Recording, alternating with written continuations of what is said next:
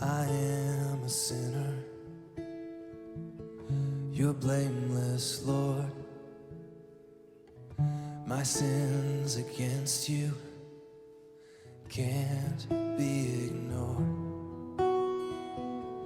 They will be punished. I know they must. Your law demands it, for you are just. If you would count everything that I've done wrong, who could stand?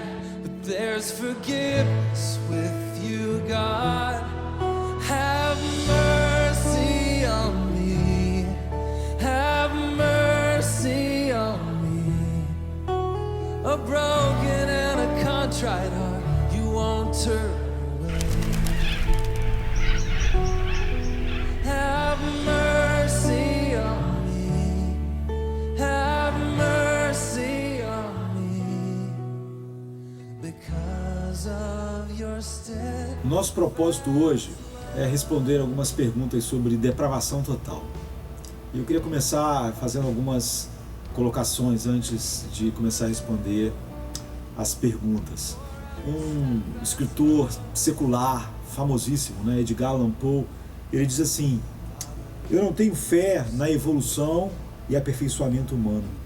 Eu acho que o esforço humano não terá nenhum efeito apreciável sobre a humanidade. O homem é agora apenas mais ativo, não mais feliz, nem mais sábio do que era há 6.000 anos atrás. É inegável o avanço tecnológico do ser humano. Nós podemos construir e temos construído um mundo mais rápido, mais confortável, com mais facilidades, mas é apenas isso, é apenas mais tecnológico, não é? Com mais facilidades, mas jamais um mundo melhor. Moralmente, o homem está no mesmo lugar onde ele sempre esteve. É isso que Edgar Allan Poe estava dizendo. E momentos antes de começar a Segunda Guerra Mundial, Churchill, uma das figuras principais, não é, nessa grande batalha da história humana, escreveu assim: certo é que, enquanto os homens estão reunindo poder e conhecimento com sempre crescente rapidez, as suas virtudes e a sua sabedoria não têm mostrado nenhum aperfeiçoamento perceptível com o passar dos séculos. Sob suficiente pressão, fome, terror, paixão, ou mesmo o frio furor intelectual das universidades, o homem moderno que conhecemos tão bem praticará os mais terríveis atos, e a sua mulher moderna estará com ele, lhe dando todo apoio. E isso Churchill escreveu antes dos horrores nazistas e do holocausto da Segunda Guerra Mundial. Muitos cristãos às vezes querem fechar os olhos para essa realidade que esses homens, mesmo sem a palavra de Deus, puderam concluir, e querem fechar os olhos porque isso parece muito depressivo, mas isso é realista, e a intenção é essa mesmo, que nós enfrentemos a realidade, sabe? Então Churchill e Edgar Allan Poe aqui só estão fazendo um eco de tudo que a Bíblia ensina sobre os homens. O pecado está em toda parte, em todos os homens e no homem todo. Não há, assim, exceção. Então a doutrina da depravação total não ensina que o homem é tão mau quanto ele poderia ser, mas que todas as faculdades do ser humano, o ser humano por completo, está escravizado ao pecado e é inimigo de Deus. E a Bíblia diz que nós não podemos compreender a história sem compreendermos e reconhecermos a feia realidade por trás da história humana. E isso é fundamental para uma compreensão plena do Evangelho e daquilo que Cristo fez. Então a primeira pergunta seria: o homem é basicamente bom ou mau? O que a Bíblia diz a respeito disso? Por exemplo, em Eclesiastes 7:29 diz: veja isso, que Deus fez o homem reto, mas eles buscaram muitas astúcias Ou então o apóstolo Paulo em Romanos 5, 7 e 8. Dificilmente haverá alguém que morra por um justo. Pelo homem bom, talvez alguém tenha coragem de morrer. Mas Deus demonstra seu amor por nós. Cristo morreu em nosso favor quando ainda nós éramos pecadores. Ou então em Romanos 5, 12 e 19. Portanto, da mesma forma como o pecado entrou no mundo por um homem, e pelo pecado a morte, assim também a morte veio a todos os homens, porque todos pecaram. Logo, assim como por meio da desobediência de um só homem, muitos foram feitos pecadores, assim também, por meio da obediência de um único homem, muitos serão feitos justos. Nós podíamos ler nessa primeira pergunta ainda Jó 15, 14 a 16, 25, de 4 a 6, ou Eclesiastes 9 a 13. Mas a questão em segundo lugar, é se todos os homens são assim. Se todos os homens são pecadores, maus, depravados, ou se há alguma exceção. Então, a palavra de Deus diz no Salmo 143, versículo 2: mas não leves o teu servo a julgamento, pois ninguém é justo diante de ti. Conforme também em Gálatas 3, 22. E o apóstolo Paulo em Romanos 3, 23 diz: pois todos pecaram e todos estão destituídos da glória de Deus. Ou então Crônicas 6, 36.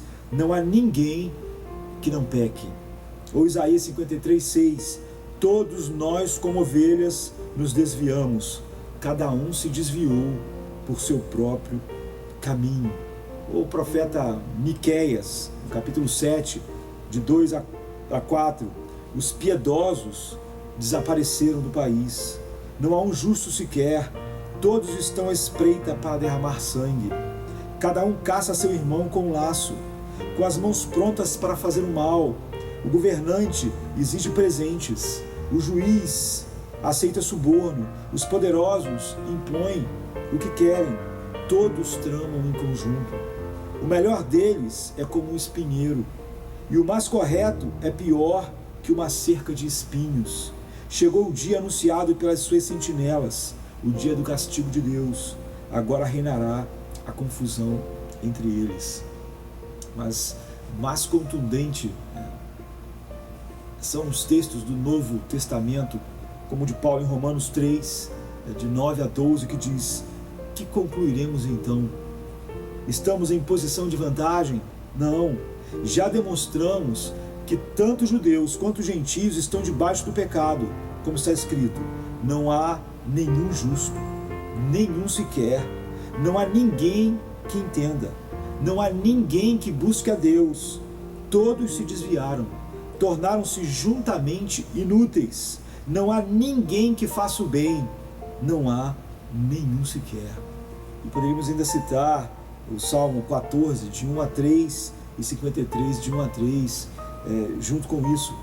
Mas o apóstolo João, em 1 João 1, 8 e 10 diz: se afirmarmos que estamos sem pecado, enganamo-nos a nós mesmos, e a verdade não está em nós. Se afirmamos que não temos cometido pecado, fazemos de Deus um mentiroso, e a sua palavra não está em nós. Então podemos olhar para Marcos 10, 18 e Lucas 18, 19. Por que você me chama bom? Um homem chamou Jesus de bom, mas ele não estava reconhecendo Jesus como Deus. Ele achava que Jesus era um homem apenas, um bom mestre moral e bom. Então Jesus diz: por que você me chama de bom? Respondeu Jesus: não há ninguém que seja bom, a não ser somente Deus. E nós podíamos ainda citar tantos textos como 1 Reis 8, 46, e o Salmo 116, 11, 133, 143, 2, Provérbios 29, Eclesiastes 7, versículo 20, Jeremias 12, 29, Miqueias 7, 2 a 4, Marcos 10, 18, Lucas 18, 19, Romanos 5, 12 a 14, 1 Coríntios 5, dos 9 a 10, Tiago 3, 2 e tantos outros textos que deixa claro que não há exceção nenhuma na depravação e na escravidão do pecado sobre os homens. Agora, algumas pessoas pensam, será que apesar de toda essa depravação, lá no fundo as pessoas não são boas? Porque é isso que a psicologia secular diz, que lá no fundo, lá dentro, apesar disso tudo, o ser humano é bom. O que a Bíblia diz? Marcos 7, de 21 a 23 diz: pois do interior do coração dos homens é que vêm os maus pensamentos, as imoralidades sexuais, os roubos, os homicídios, os adultérios, as cobiças, as maldades, o engano, a devassidão, a inveja, a calúnia, a arrogância e a insensatez. Todos esses males vêm de dentro e tornam o homem impuro. Mateus 15, 19. Vem de dentro e não de fora. Não é? Lá dentro, esse é o retrato do homem, como a gente viu em Marcos 7, 21 e 23, conforme Mateus 15, 19. O Salmo 5, versículo 9 diz: nos lábios deles não há palavra confiável, suas mentes só tramam destruição, suas gargantas são um túmulo aberto, com suas línguas enganam sutilmente. Os homens estão nessa condição, e essa condição do ser humano não é exterior, flui do mais profundo. A depravação total fala exatamente de que todas as partes do ser humano foram completamente contaminadas pelo pecado. E se o homem é totalmente depravado e cada faculdade dele é corrompida, o resultado é esse caos óbvio à nossa volta. E nós podemos perguntar, diante disso tudo, das afirmações bíblicas e do mundo à nossa volta, por que então alguns homens, e incrível, até alguns que se dizem cristãos, tentam negar essa realidade? Porque essencialmente isso faz parte da depravação do homem. A Bíblia diz que o seu coração e mente enganam o próprio homem. Jeremias 17, 9 diz: enganoso é o coração acima de todas as coisas e desesperadamente corrupto, quem o conhecerá? Não é? O coração do homem engana o homem a respeito da sua própria trágica realidade. O apóstolo Paulo em Tito 1, 15, 16 diz: de fato, tanto a mente como a consciência deles estão corrompidas. Eles afirmam que conhecem Deus, mas por seus atos o negam. São detestáveis, desobedientes e desqualificados para toda boa obra. E Eclesiastes 9:3 diz: o coração dos homens, além do mais, está cheio de maldade e de loucura durante toda a sua vida, e por fim eles se juntarão aos mortos. E o apóstolo Paulo, numa acusação devastadora a toda a humanidade, em Romanos 1, 28 a 31, diz assim: além do mais, visto que desprezaram o conhecimento de Deus, ele os entregou a uma disposição mental reprovável, para praticarem o que não deviam. Tornaram-se cheios de toda sorte de injustiça, maldade, ganância e depravação. Estão cheios de inveja, homicídio, rivalidades, engano e malícia. São bisbilhoteiros, caluniadores, inimigos de Deus, insolentes, arrogantes e presunçosos. Inventam maneiras de praticar o mal, desobedecem a seus pais, são insensatos, desleais, sem amor, implacáveis.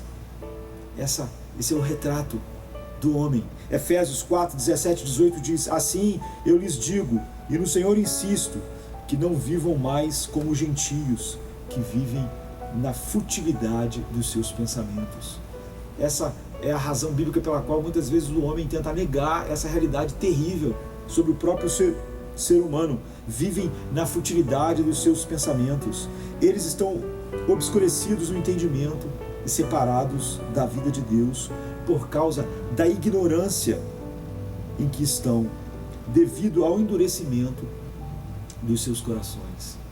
E o profeta Jeremias, no capítulo 10, 7 e 8, e o versículo 14 diz: entre todos os sábios das nações e entre todos os seus reinos não há absolutamente ninguém comparável a ti.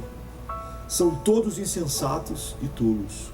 Querem ser ensinados por ídolos inúteis. Os deuses deles não passam de madeira.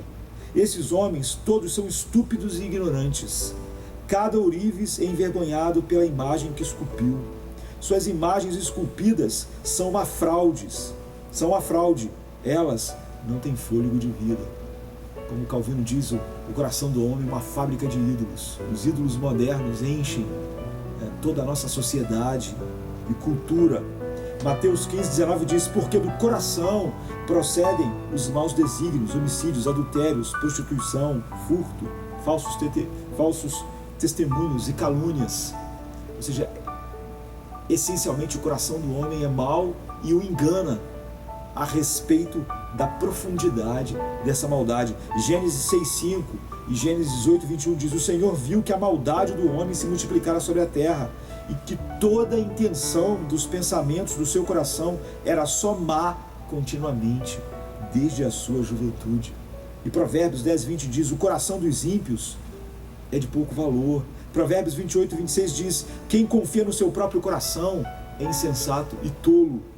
E Deuteronômio 29:2-4, Salmo 10:4, Salmo 36:1 e 2, Salmo 58, de 4 a 5, Salmo 94:11, Provérbios 10:20, Eclesiastes 8:11, Ezequiel 11:19, Ezequiel 36:26, Mateus 13:14, Marcos 7:21-23, Romanos 8:7, Efésios 4:17-18 e o versículo 23, e mais tantos outros textos afirmam a mesma coisa.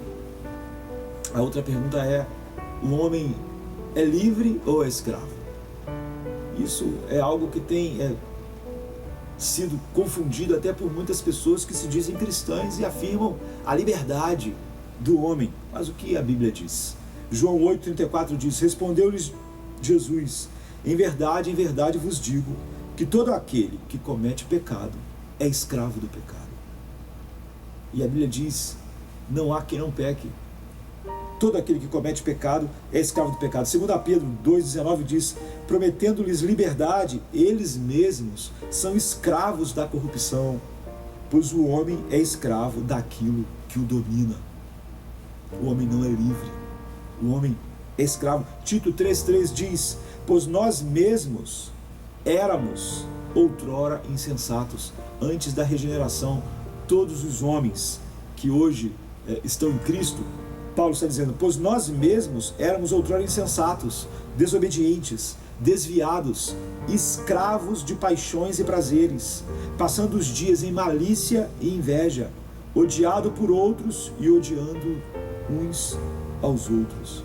Gálatas 4:8 e 9 diz: antes, quando vocês não conheciam a Deus, eram escravos daqueles que por natureza não são deuses. Mas agora, conhecendo a Deus, ou melhor, sendo por Ele conhecidos, como é que estão voltando àqueles mesmos princípios elementares, fracos e sem poder? Querem ser escravizados por eles outra vez? E Paulo em Romanos 6:6, 16, 17, 19 e 20 diz: pois sabemos que o nosso velho homem foi crucificado com ele, para que o corpo do pecado seja destruído e não mais sejamos escravos do pecado. Não sabem que quando vocês se oferecem a alguém para lhe obedecer como escravos, tornam-se escravos daquele a quem obedecem, escravos do pecado que leva à morte, ou da obediência que leva à justiça? Mas graças a Deus, porque embora vocês tenham sido escravos do pecado, passaram a obedecer de coração à forma de ensino que lhes foi transmitida. Falo isso em termos humanos, por causa das suas limitações humanas. Assim como vocês ofereceram os vossos membros em escravidão à impureza e à maldade, que leva à maldade, ofereçam-nos agora em escravidão à justiça, que leva à santidade. Quando vocês eram escravos do pecado, estavam livres da justiça. Ou então em Romanos 7:14, Paulo diz: porque sabemos que a lei é espiritual, mas eu sou de carne, vendido sob o pecado. Ou 2 Timóteo 2:25 e 26. Devo corrigir com mansidão os que se lhe opõem, na esperança de que Deus lhes conceda o arrependimento, levando-os ao conhecimento da verdade, para que assim voltem à sobriedade e escapem da armadilha do diabo, que os aprisionou para fazerem a sua vontade. E poderíamos mencionar ainda Isaías 42, 6 e 7, Salmo 51, 12, João 8, 31, 32 e 36, 2 Coríntios 3, 17 e muitos outros textos que mostram a mesma realidade do ser humano debaixo de uma terrível escravidão. E a outra questão seria então, os afetos e desejos do homem são perversos. A Bíblia diz assim em Romanos 1, 24 e 27, por isso Deus os entregou à impureza sexual, segundo os desejos pecaminosos dos seus corações, para a degradação dos seus corpos entre si. Trocaram a verdade de Deus pela mentira e adoraram e serviram as coisas e seres criados em lugar do Criador, que é bendito para sempre. Amém. Por causa disso, Deus os entregou a paixões vergonhosas. Até suas mulheres trocaram suas relações sexuais naturais por outras, contrárias à natureza. Da mesma forma, os homens também abandonaram as relações naturais com as mulheres e se inflamaram de paixões uns pelos outros. Começaram a cometer atos indecentes, homens com homens, e receberam em si mesmos o castigo merecido pela sua perversão. O Efésios 2:3 que diz, anteriormente, todos nós também vivíamos entre eles, como? Satisfazendo as vontades da nossa carne, seguindo os desejos dos nossos pensamentos, que eram todos maus. Como os outros, éramos, por natureza, filhos da ira. Ou Provérbios 21:10, a alma dos maus tem desejos maus. A alma do homem caído e sem Deus só deseja coisas que expressem a sua natureza. Ou João 3,19, e este é o julgamento, que a luz veio ao mundo, e os homens amaram mais as trevas do que a luz. Por quê?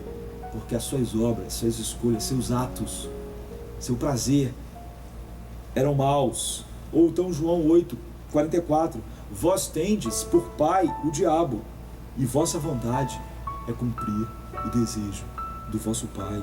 E nós podíamos mencionar ainda Gênesis 3:16, Salmo 4:2, Salmo 52, 3 e 4, Salmo 148, Provérbios 10:23, 2 Timóteo 3, 2 a 4, 2 Pedro 2:13.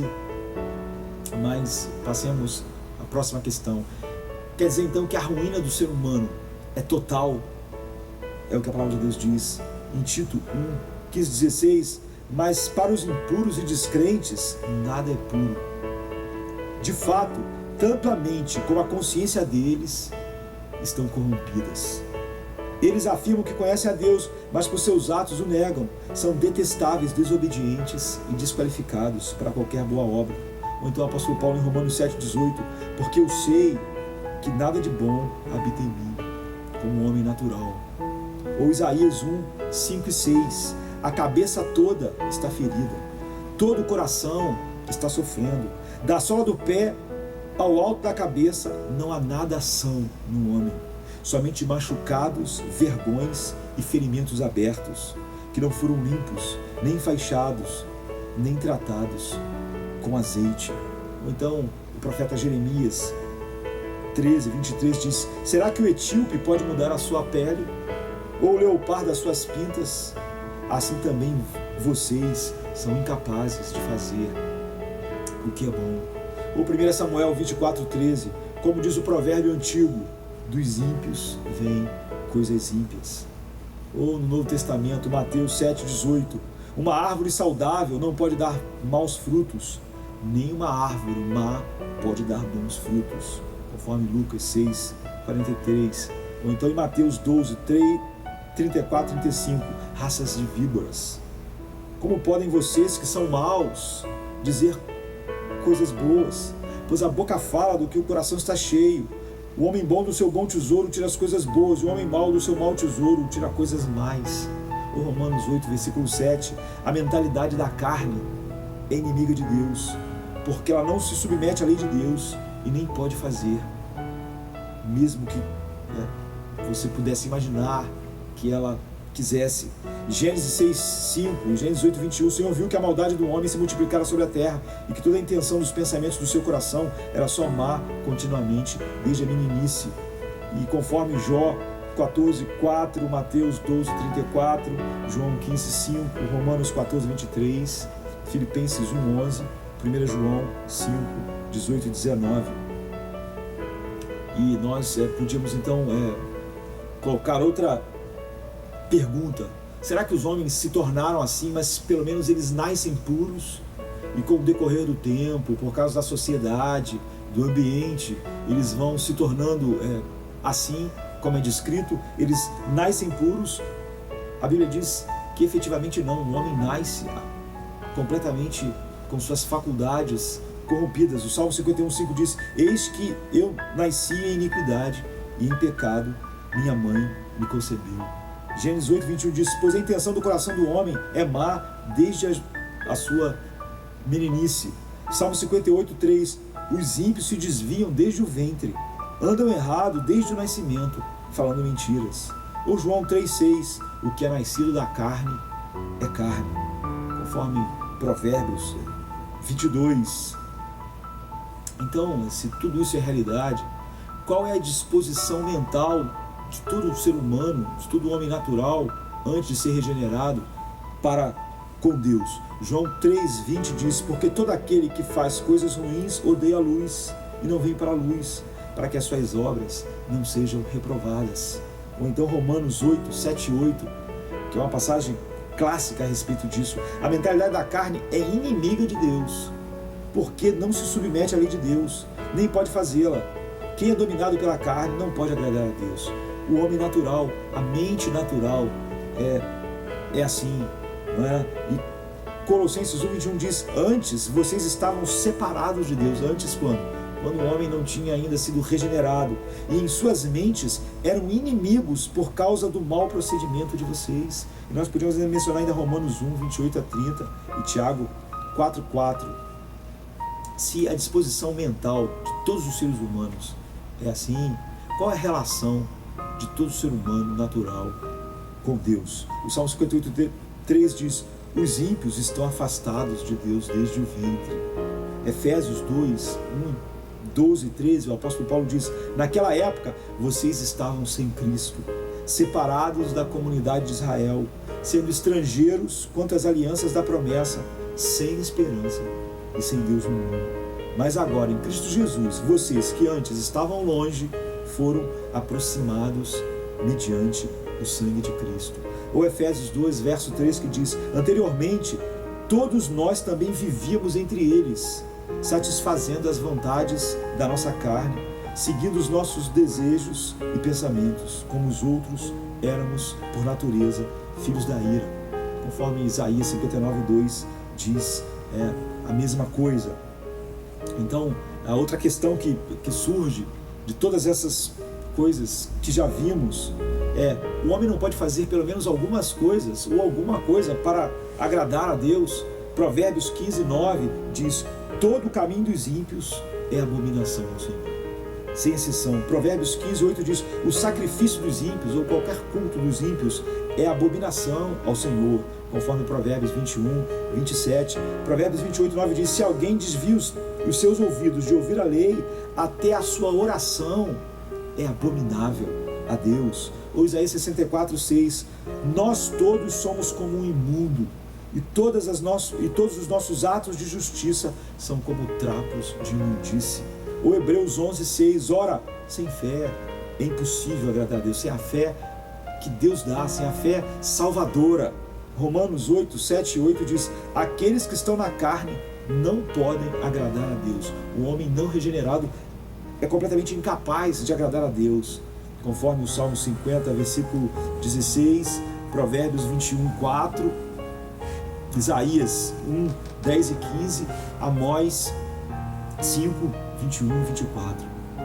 Então a outra pergunta que nós podíamos colocar é: mas algum homem busca a Deus? Em algum momento o homem busca a Deus? Alguém está buscando Deus? A Bíblia diz assim no Salmo 10, versículo 4: no orgulho do seu rosto o ímpio não o busca, todos os seus pensamentos são: não a Deus. Em João 3:20, a Bíblia diz: quem pratica o mal e odeia a luz, não se aproxima da luz, temendo que suas obras, ou seja, sua vida de amor ao pecado, sejam manifestas. Isaías 65, versículo 1 diz: fiz-me acessível aos que não perguntavam por mim. Quem foi alcançado por Deus? Não é quem estava buscando Ele. Fiz-me acessível aos que não perguntavam por mim. Fui achado pelos que não me procuravam. A uma nação que não clamava pelo meu nome, eu disse, eis-me aqui, eis-me aqui. Ou Isaías 64:7. Não há ninguém que clame pelo teu nome, que se anime a apegar-se a ti, pois escondeste de nós o teu rosto e nos deixastes perecer por causa das nossas muitas iniquidades.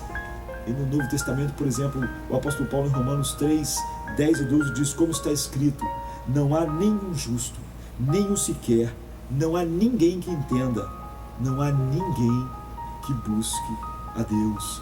E conforme também Romanos 10, verso 20. E a outra pergunta que flui então a partir de tudo isso é, pode o homem natural então compreender o Evangelho? Ele tem uma mente que possa compreender a verdade de Deus? 1 Coríntios 12:14 diz, a pessoa natural, o homem natural não aceita as coisas do Espírito de Deus, porque lhes parecem loucura, e ele não é capaz de entendê-las, porque elas se discernem espiritualmente. E 2 Coríntios 4:3 e 4 diz, mas se o nosso Evangelho está encoberto, para os que estão perecendo é que está encoberto, porque o Deus deste mundo cegou o entendimento dos incrédulos, dos descrentes, para que não vejam a luz do Evangelho da glória de Cristo, que é a imagem de Deus.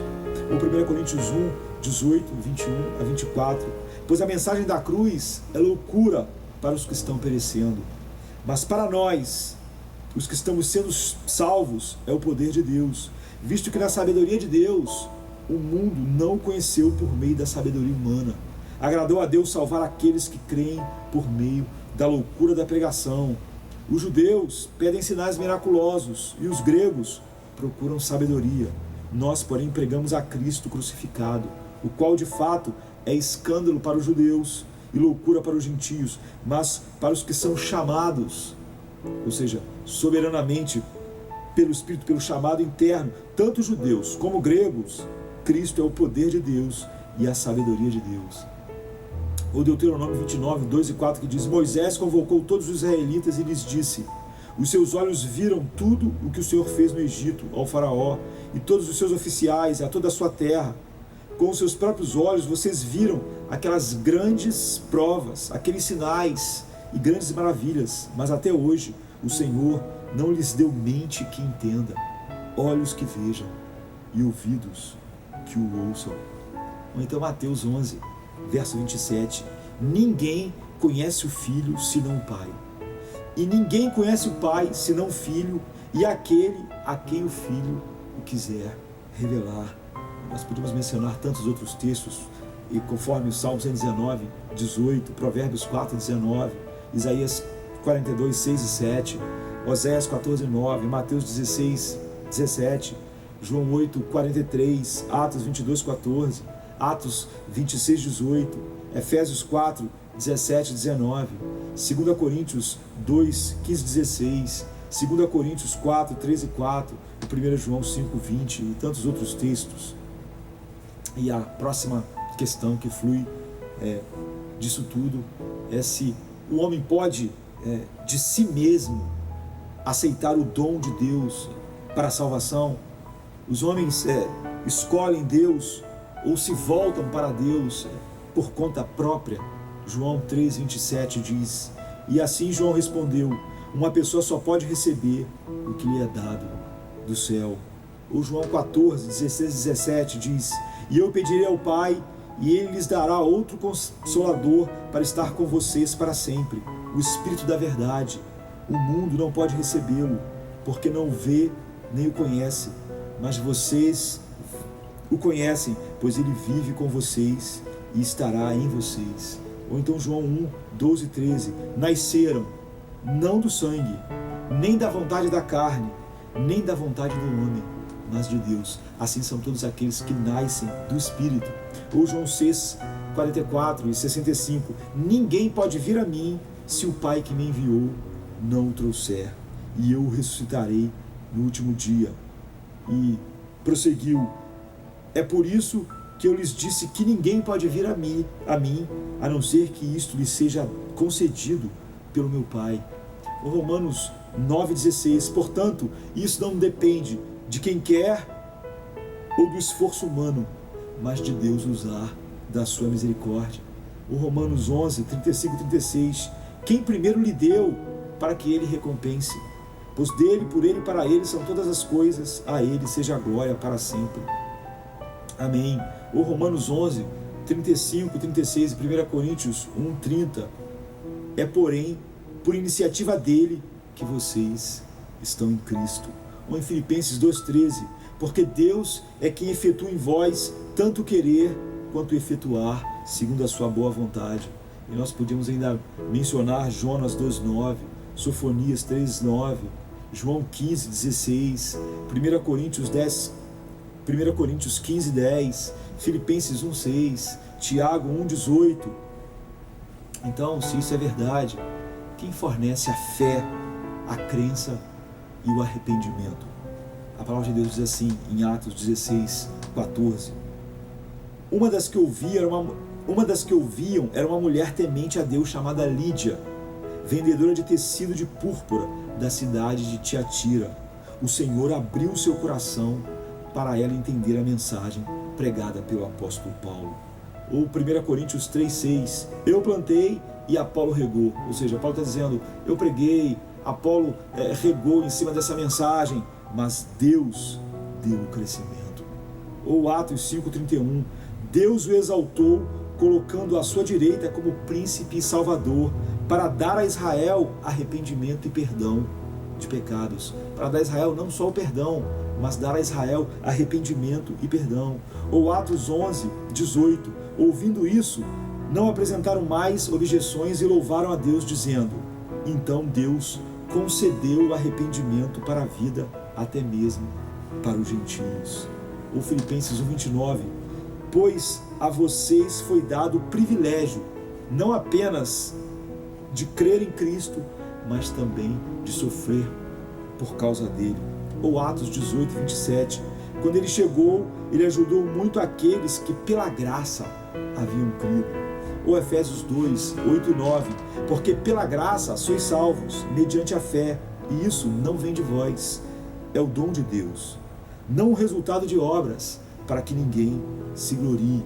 Ou Romanos 12:3. Pois pela graça que me foi dada, digo a todos vocês, ninguém tenha de si mesmo um conceito mais elevado do que deve ter, mas pelo contrário, tenha um conceito equilibrado, de acordo com a medida da fé que Deus lhe concedeu. O 2 Timóteo 2:25. Deve corrigir com mansidão os que se opõem, na esperança de que Deus lhes conceda o arrependimento, levando-os ao conhecimento da verdade. Ou 1 Coríntios 12:3. Ninguém pode dizer Jesus é o Senhor, exceto pelo Espírito Santo.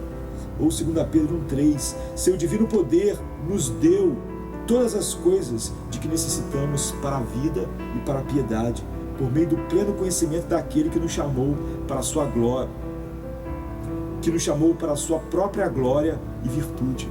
O Romanos 11:36, porque dele, por meio dele, para ele são todas as coisas. É ele que opera todas as coisas. Em 1 Coríntios 4:7, pois quem torna você diferente de qualquer outra pessoa? Ou o que você tem que você não tenha recebido? E se você recebeu, porque você se orgulha como se ainda não tivesse recebido? Ou João 3:6 e João 6:63, o que nasce da carne é carne, mas o que nasce do Espírito é Espírito.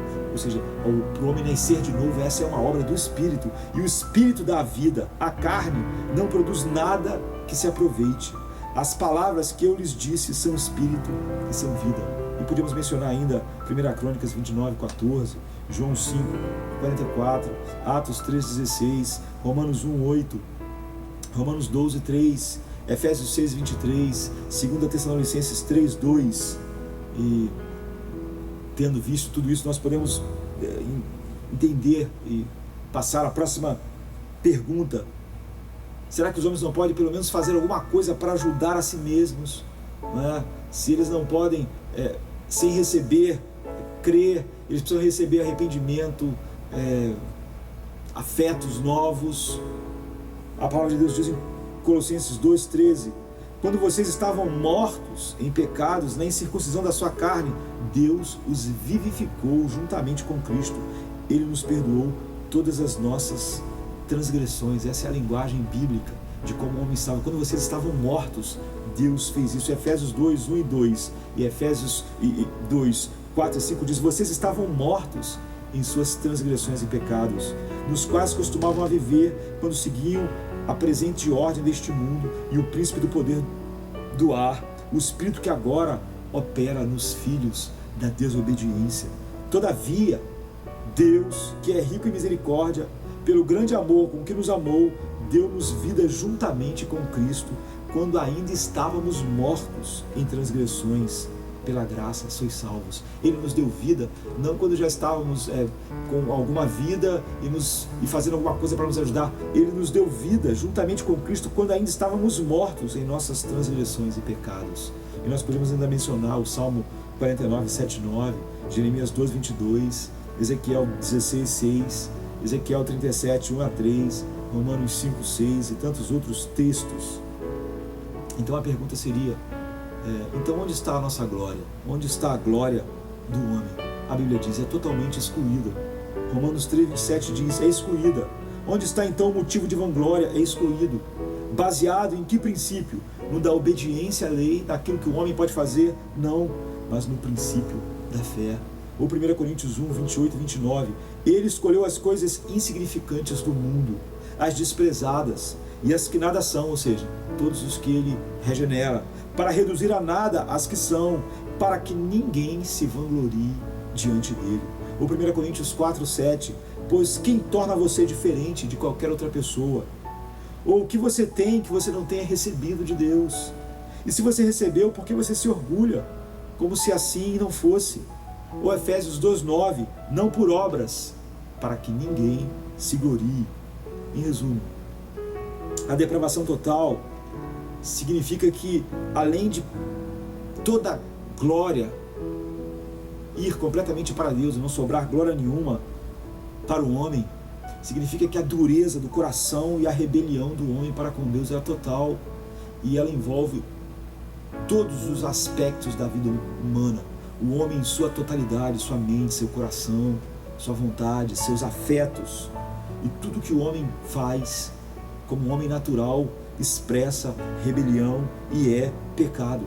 E a nossa incapacidade de nos submetermos a Deus ou nos reformar parcial ou totalmente diz que todos os seres humanos são merecedores do castigo eterno. E que se Deus condenasse todos os homens, estaria apenas fazendo exercendo a sua justiça, e nenhum homem teria nada do que reclamar diante de Deus. É difícil enxergar a importância e admitir que o ser humano, nós, naturalmente somos tão ruins como a Bíblia diz. E se nós pensarmos através do coração enganoso do homem, da psicologia secular, que há alguma bondade em nós estamos em total desacordo com Deus e com a palavra de Deus, né? A nossa compreensão da obra redentora de Deus, da salvação em Cristo, vai estar completamente defeituosa, e nós nunca vamos poder compreender a tragédia do nosso coração e a sublimidade da graça de Deus. Mas se nós nos humilhamos sob essa terrível verdade da depravação total, nós estaremos em posição de vermos e apreciarmos a maravilha e a glória do dom de Deus que é dado soberanamente a nós em Cristo. Deus sempre é justo e misericordioso. E esse Deus santo, puro e bom não deve nada a nenhum ser humano. Portanto, sempre que Deus age em direção ao homem, Ele está exercendo a sua graça e a sua misericórdia. Amém. Because of your steadfast love,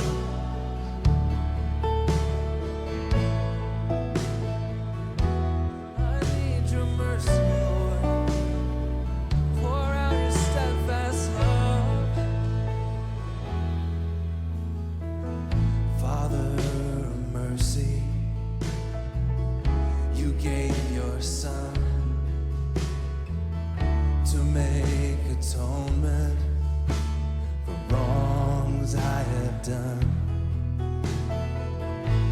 you require,